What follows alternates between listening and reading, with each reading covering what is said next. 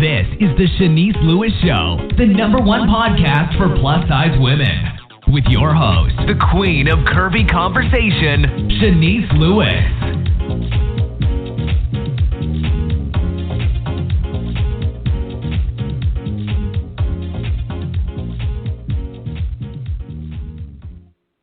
Welcome to the show. I'm your host, Chenese Lewis. Today is Monday, July 18th, 2016.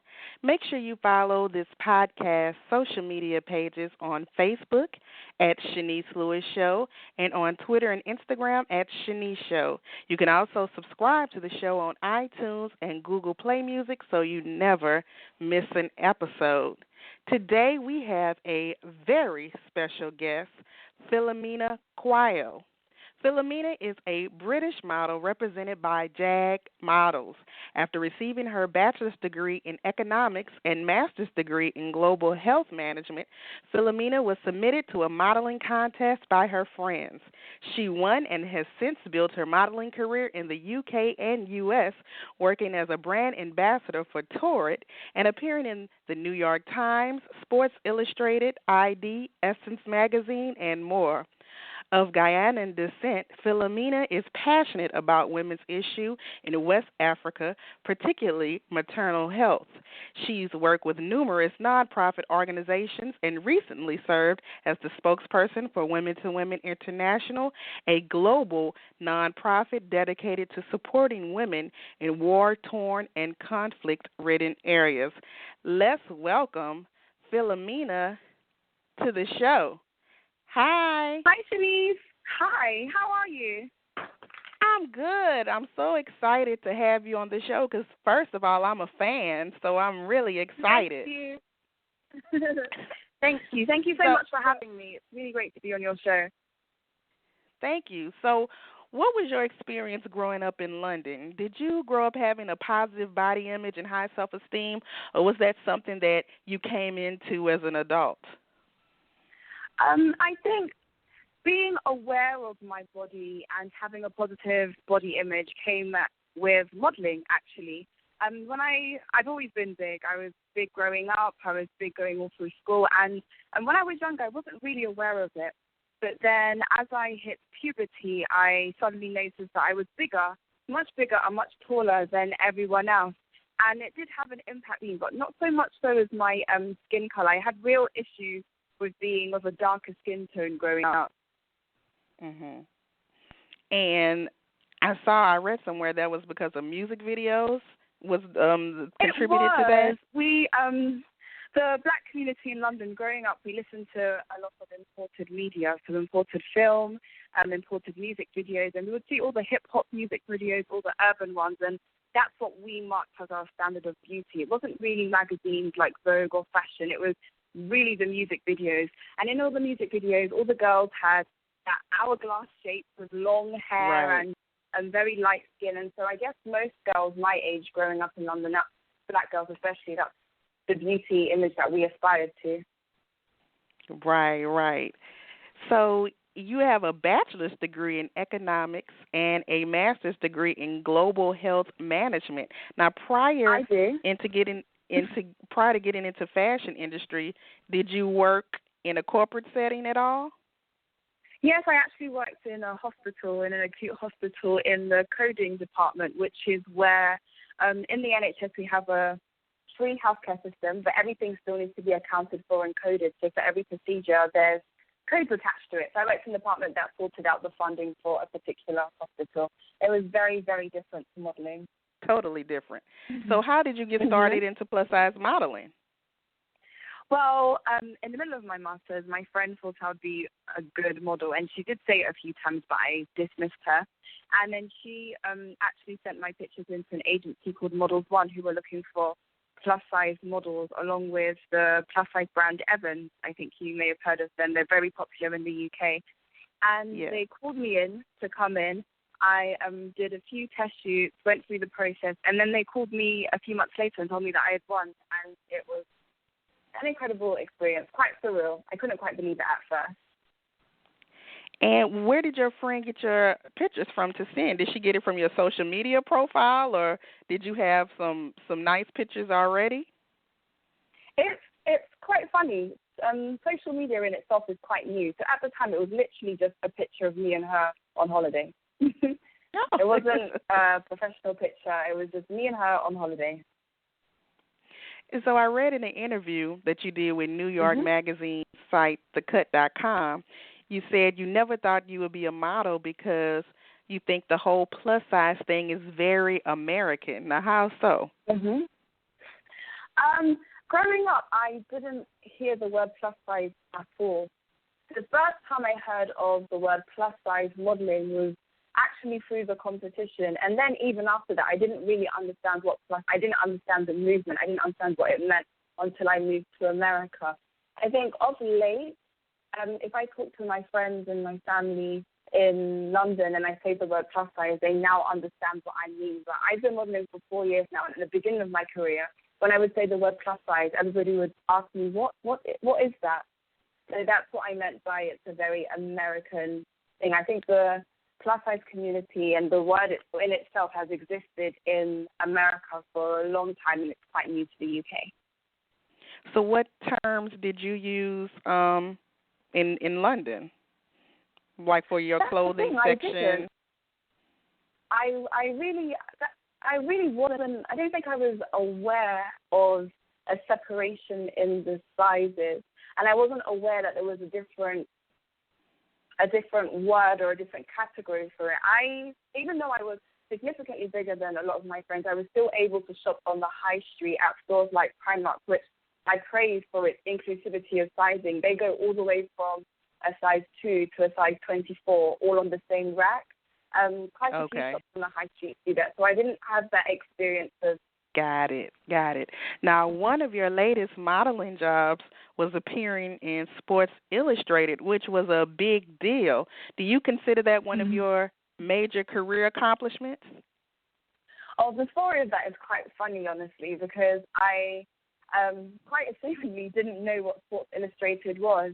Again, I think Sports Illustrated is very, very popular in the US, but not so popular in the UK. And so when I first heard of Sports Illustrated, I was like, okay, so what exactly is it? I'm not quite sure. Is it a sports magazine? Is it a swimsuit magazine? I wasn't really sure. However, I did know that one of my model icons, Damaris Lewis, had been in the magazine. So just for the fact that she was in the magazine, and she is someone who I absolutely adore for her positive message and her beautiful complexion, I was really, really glad to be in a magazine that she's in it.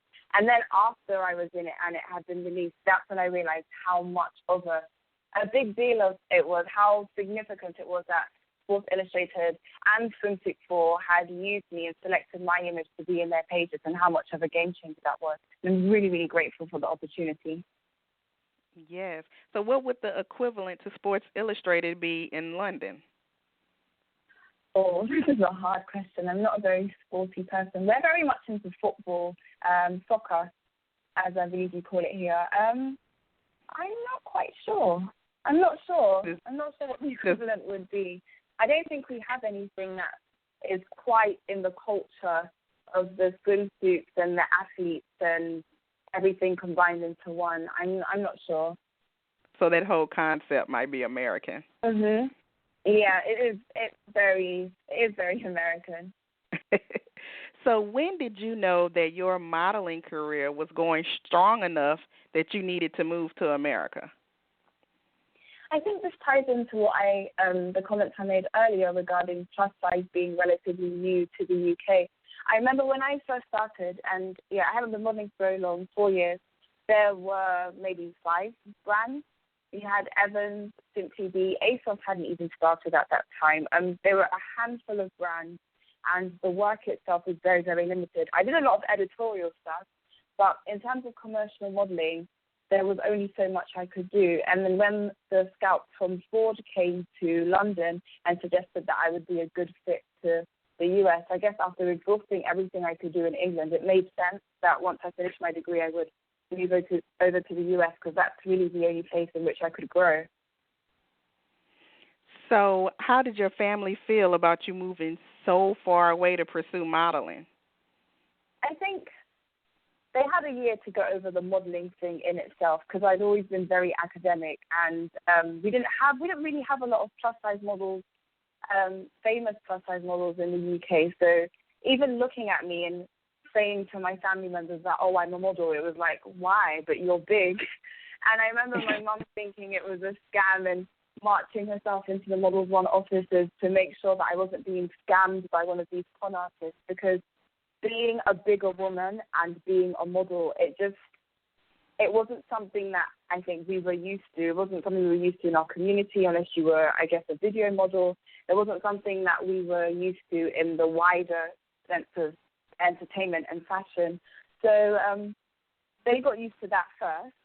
I also went to boarding school for most of my life, and I have actually lived away from home for most of my life. So actually moving to a different country wasn't too hard for my family, since I'd lived away from home since I was about 10 years old. Oh, okay. So was moving to America a culture shock for you? Yes. I'd been to New York previously on holiday, and I thought, oh, it's amazing. But actually living here, it was a very different experience, a very, very different experience. I think the biggest culture shock was in terms of the attitude. Apparently, us in England, we say please and thank you too much. So I had to get used to that. I had to get used to being a bit more assertive, because the New York pace was very, very fast and a lot more demanding. And also, just in terms of being a black woman in America, I had to deal with the complexities of that as well. So do you think you're going to stay in America for a long time, or sometimes you miss home? I celebrate everything America has given me. I celebrate the opportunities it has given me. I celebrate the platform it has given me. But long term, I know, we'll see. I do miss England. I really do. So lack of diversity is an ongoing conversation in the plus community. Now, as a black model, what is your stance on that issue? I think it's good that we're having the conversation. It's good that we're having a conversation that recognizes there is a need for different body types, different races to be represented in fashion. If not, I wouldn't even be sitting here talking to you today. I wouldn't have had the opportunity that I have today. And whilst I celebrate all the conversations, I do feel like a lot more actual work needs to be done, especially when it comes to black plus-size models. I still think that we're moving forward in terms of size diversity, but we haven't really moved forward enough in terms of race diversity for all the major brands, in terms of making sure that not only one type of curve is seen, not only one type of body shape is seen, making sure that black women, whatever our skin tone, are celebrated, whether we are plus or straight, as beautiful. I feel like the industry, it has some work to do in that respect. Right. I agree. Now, you are not only a plus-size role model, but you're also a natural hair role model. Now, let's talk about your hair. Did you always have natural hair, and has anyone ever told you you needed to change to advance your career? I have not always had natural hair. If you look at my Instagram, you'll see I am very fond of my wigs and weaves and braids and extensions. I honestly think that as long as you look after your hair and it's healthy, you're happy with it, it's a representation of you. So I am not pro or anti-relaxer or natural hair. I'm very, very much a supporter of everyone doing what they want to do. I haven't always had natural hair. I've been through almost every hairstyle you can imagine, actually, from braids to relaxers, long weaves all the way past my bum, dreads. I've done it all. And I think when I finished my undergraduate degree, I just got really bored one day, and I was like, I have run out of ideas of what to do to my hair, and I just cut it all off. And it was a humbling, eye-opening experience. I think everyone in their life should at least cut off their hair once, because when you realize that you're not your hair and that your beauty comes from within you, and it's not about your eyelashes or your nails or your hair, it's a journey of self-discovery that I think everyone, man and woman, should go on. It was a very powerful thing, me cutting my hair. I got to reintroduce myself to myself, and it It was a beautiful thing. And you've had your short hairstyle your entire modeling career, though, right? Mhm. Well, Yes, that's I have. awesome. I honestly don't think I would have had my career if my hair was long. I feel like cutting my hair was so different and so radical that I actually It applaud makes my you agents stand to out. It did, and I really applaud Models One because they saw something in me when the industry hadn't seen it yet. When I was first signed, I didn't work a lot straight away. When I came to the US, I didn't work a lot as well. I didn't work for almost a year until Lupita came, and then there was like a recognition of dark skin and short hair. But they saw something before the industry did, and I think that was really amazing. Yeah, now, I wasn't even going to bring that up, but do you think with Lupita getting so much recognition, do you think that was something that helped propel your career? Of course. Of course. She came on and she showed the world that you can be dark skinned, you can have natural short hair and still be beautiful and not exoticized, if that is even a word, or made into an object. You can be celebrated as just a normal, beautiful girl. I think Lupita came in and changed the definition of the standard American girl next door. She changed the definition of beauty and allowed the conversation to happen. And once she started getting on all the magazines and getting all the big beauty campaigns and fashion campaigns, we really started looking at ourselves and talking about what it meant to be beautiful. Oh, that's awesome. Now, in addition to modeling, you work with numerous nonprofit organizations. Now, tell me about Women to Women International and the Lily Project. Now, is that the same thing, or are those two different organizations? Those are two different things. The Lily Project I started a while ago. I haven't really been working on it so much because I've just been so busy. But what it was just really online big system mentorship scheme where through Tumblr and its website, people would send in, especially young girls and boys would send in their questions just about life, career, love, just everything that they wanted to ask someone, I guess, that they couldn't do face-to-face, or they wanted to ask anonymously. And myself and I had a team of trained experts, and we would respond to the messages and give them advice and point them in the right direction, and also highlight young people that were doing positive things. With Women for Women International, they're an organization that I've been acquainted with for a year and a half now, and they are an incredible organization that works worldwide in many countries that have been affected by conflict and war, such as Iraq, Nigeria, Kosovo, and Afghanistan. And what they do is they go into those countries and they have a 12-month program to help the women in communities that have been devastated, and they just help them rebuild their lives. They teach them literacy and numeracy, they teach them a skill, they teach them basic health care, and just equip them with the skills they need to build their families and their communities and support the wider areas. And you are passionate about women's issues in West Africa, particularly maternal health. Now, why is that something that is important to you? I was born and raised in England, but my family is from Ghana, and I visit Ghana quite often, and I'm very, very aware of the privilege I have being born in England where healthcare is free. And I go back and I see some of my friends and family back in Ghana and realize that sometimes for lack of money, a lot of women die during childbirth. A lot of children don't make it past 1 year old with simple diseases such as cholera, malaria, tuberculosis, just because they can't afford the basic medicine that sometimes costs less than $1 a day. It's really, really sad.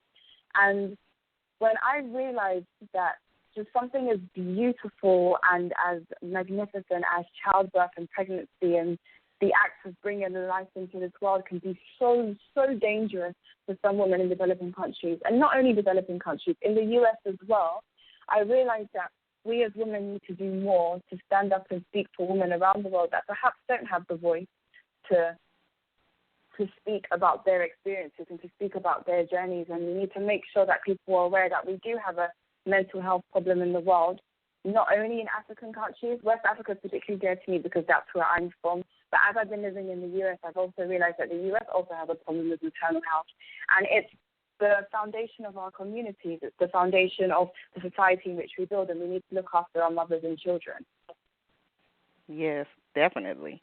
So how can we support your work with these organizations? With Women for Women International, they do have their website in which you can sponsor a sister. And when you sponsor a sister, your money will help to pay for their 12-month education program to help them with the tools that they need for their basic healthcare, literacy and numeracy, and also for their starter kits, for example, for the skills that they need, whether it's fishing, haberdashery, agriculture, the basic starting kit that they need to help them, and also to help the school in itself, because a lot of these areas are they're in very dangerous areas. You have Nigeria, Boko Haram, and Afghanistan. There's a lot of violence that goes on in those areas, and the money goes towards helping, making sure the women are secure, that they're catered for, and that they can complete their program in relative peace. With maternal health, there are numerous charities in the U.S. One that I'm particularly inspired by is the Christy Turlington Foundation, Every Mother Counts organization that she has, because she's a fellow model and she speaks passionately about maternal health care in the U.S. and what we can do to make sure that, first of all, women have access to health care, and the women have access to good quality health care, so they're informed with all the knowledge they need to make sure that their pregnancy, their labor, and their children's primary years are gone in a safe and effective manner, so that we reduce the rates of maternal mortality around the world. That's awesome. That's a great cause. And you're the spokesperson for Women to Women International? Yes, I hosted their gala last year, which was one of the complete highlights of my life already. It was an incredible opportunity. I was able to meet the movers and shakers of just people who had come together to realize that we need to support the women. They praised the Dr. Becky, who works in the Congo with women who've been mutilated by war. They've been completely damaged by different issues that were happening in their communities, such as sexual violence, a lack of health care, just a lack of safety. And he was working and reconstructing some of these women. And to hear from people like him who are working in such dangerous areas and actually using their voices and their male privilege to make a change was so inspiring. It was a beautiful event. Awesome. You're doing amazing work, and we definitely want to support that. You also are a spokesperson and ambassador for Torrid. Now, what does that entail, and how did that come about? So being a brand ambassador for Torrid came about. I did work with them for a few months, and the team is incredible. And I guess just with working with them, they thought that I would be a great fit for the brand, and they asked me to be their brand ambassador, and I accepted. Being a brand ambassador it's a little bit more than modeling. It's not just modeling the clothes. It's representing the brand and its ideals. And Torrid is a brand that represents choice for women, effective choice for women to express themselves through their clothing at whatever age and whatever style they feel represents them in themselves. And I feel that's really, really important. As a plus-size woman, sometimes when you read the magazine, you're often told you must dress a certain way or look a certain way or follow fashion rules. But Torrid allows women to express themselves. Torrid has hot pants, and so many publications say you shouldn't wear hot pants. They have crop tops, and so many publications say, well, if you don't have flat stomach or you want to hide certain areas, you shouldn't wear things like crop tops or bodycon dresses or miniskirts. Right. Or if you want to dress more in a more casual manner or a more grown-up manner, you have to stick to a certain way. And Torrid has something for everyone.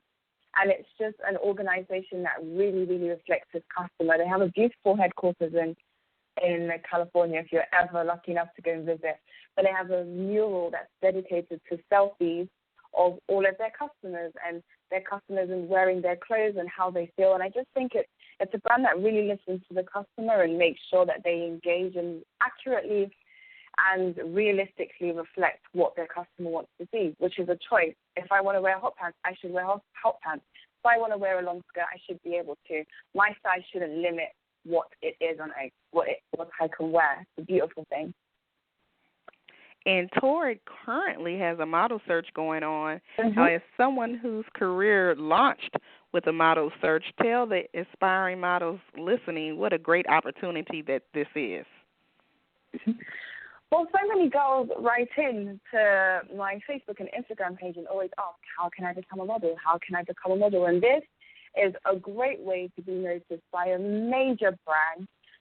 It's a great way to understand and, I guess, experience the casting experience and to really understand what it means to be not only a model but to be a brand ambassador. It's also a great way to meet other people in the plus-size community. It's also a great way to meet other people who are like-minded like yourself and celebrate you all on your journey together. We had the recent open call in New York on Saturday, and I think even though it was a model search, above all, the thing that stood out for me this year and last year was the sisterhood that I saw between all the applicants, dancing together, laughing together, helping each other, giving each other tips and advice. It's that sisterhood in the community that this model search brings, which I think is a great opportunity and a great way to learn how to interact with everyone and be a brand ambassador. And I think it's a good opportunity, too, because there are models signed with agencies that don't have the opportunity to work with Torrid. Torrid doesn't book everybody. Exactly. So it's good to just have that name on your resume. So exactly. You just said that. And for a whole year, too, if you win. Right. It's a big prize. It's a really big prize. So you just said that you had the first open call in New York this past Saturday. Now, how did that go? Was it a big turnout? It was a big turnout, a very energetic turnout. Everyone was so lively. The girls were so beautiful.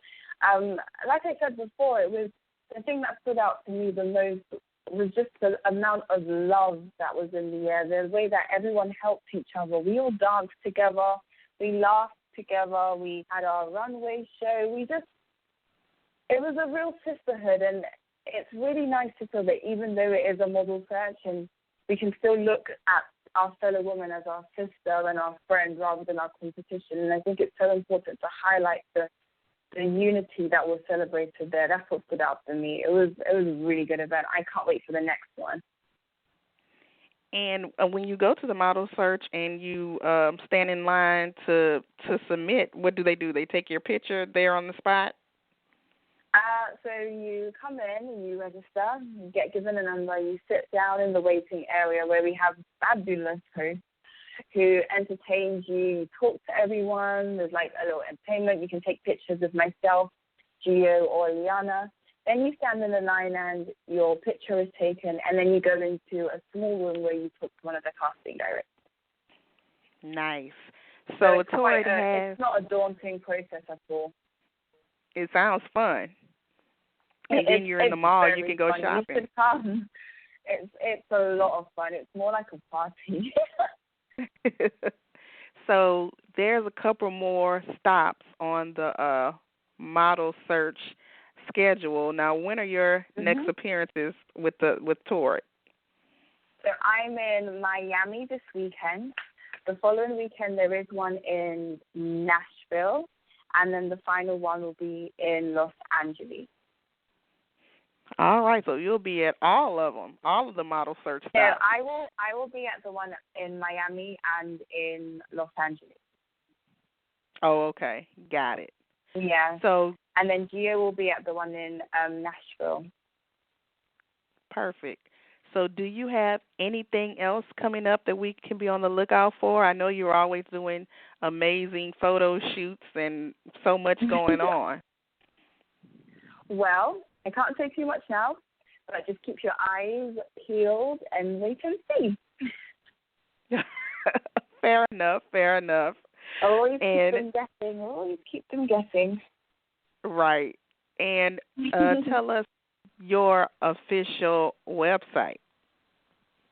So my website is philomenakwao.com. And I saw on there, too, you have a blog. You're kind of like a blogger, too. I do. I like to write. You see how I'm talking and I'm having so much fun. We're having this conversation with you. I also like to I'm quite opinionated, and I like to express myself through writing. I've been really honored this year with writing a few pieces for the Huffington Post, especially one called My Black Not Beautiful. Yeah, I'm very proud of that one. But my blog is The Files. It's on Instagram, The Files, spelled PHILES, The Files, thefiles.com, and @thefiles on Instagram. And that's where you kind of get an insight into my mind and my journey and just my opinions and things that are happening in the world. Well, it has been a pleasure speaking with you. I am even more of a fan now that I've got to talk with you. Continue success with your career and anything else that you do. And you have an open invitation to come back to the show anytime you want to. Oh, thank you so much for having me. I really, really appreciate it. Thank you for the time today. All right, and you enjoy the rest of your evening. Thank you so much, Chenese. You too. All right, bye-bye. Bye. And thank you to my fabulous guest this evening, Philomena. If you haven't already, don't forget to join the fan page on Facebook at facebook.com/Chenese Lewis Show. I've been your host this evening, Chenese Lewis. Thank you for tuning in and supporting. Until next time, keep thriving in your curves and be blessed. You've been listening to The Chenese Lewis Show. For more info about the show, visit CheneseLewisShow.com.